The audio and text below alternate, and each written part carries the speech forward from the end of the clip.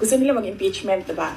So apparently, pakiramdam ko at sa tingin ko sa mga nangyayari, wala silang kaso for impeachment. Kaya sila nandyan.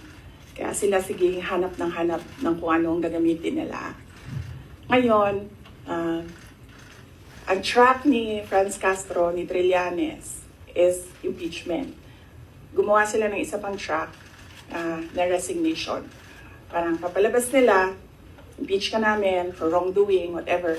And then, itong isang grupo na ito, umalis ka dyan. Kasi kapag hindi ka umalis, kapit-tuko ka. Pero, hindi naman kasi ako sasagot sa Young Guns.